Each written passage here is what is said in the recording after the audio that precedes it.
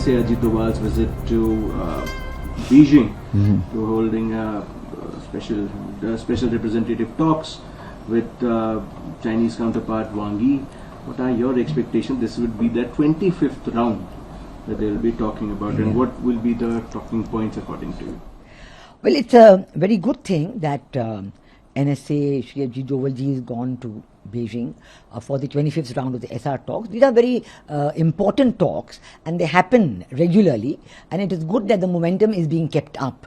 But I think the real significance of NSA's visit to Beijing and EM's visit to Moscow is in the context of the forthcoming BRICS summit.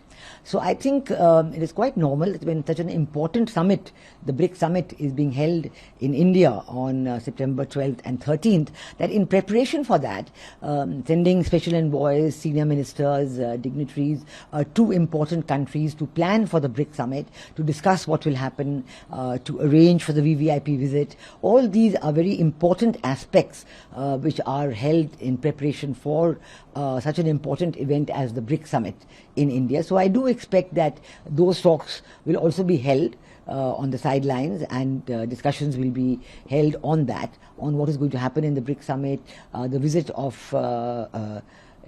His Excellency Xi Jinping and other things.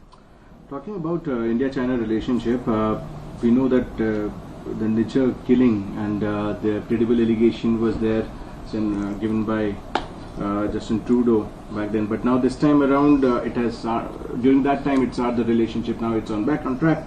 With the latest development is that gangster Goldie Barar has claimed the hand in Niger killing in a publicly leaked audio. What's your understanding in this matter, ma'am, how that would happen?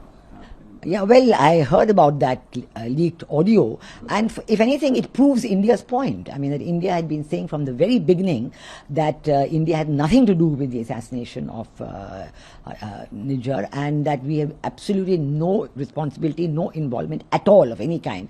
And we had said it loud and clear. It is only former Prime Minister of Canada, Justin Trudeau, who came up in Parliament and talked about something about evidence, some appearance of not even convincing evidence, just apparent evidence, saying that there's nothing known as, when you have allegations, then you have proved allegations, then you have evidence of proved evidence, nothing of that. So he made some very vague statement in Parliament a couple of years ago, and on that basis it led to a huge downturn in the relationship between India and Canada, because it was a completely false accusation which India countered, but which Canada then kept on and on and on talking about, and it went into the Five Eyes, and all kinds of other aspects were brought in, which made a very difficult situation for India-Canada relations. So I'm very glad that now, first the Canadian government itself had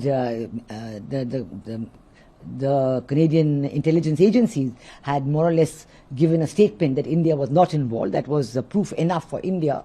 But now, even from directly the people who actually have been involved in the killing, there is an audio from those people which further proves that the Indian government had nothing to do with it at all, and India does not believe in such interferences, in such assassinations and killings. We've never indulged in such activities and never will do so. Well, I think this is a very strong message by India, letting the National Security Advisor to go to Beijing. It's a strong message in the sense that India is ready to make a good relation with China, provided that the border should be quiet, the tranquility and stability should be there, and all the disputes should be solved before any kind of an asset or a trust-building measure should be taking place in terms of the economy and the bilateral relation. I believe this is the first step India wanted to give. Secondly, it's also quite important for India and China to be good partners and to stabilize Asia, especially at the time when the geopolitical changes are taking so much at a fast step and having direct impact on the future stability in South and Southeast Asia.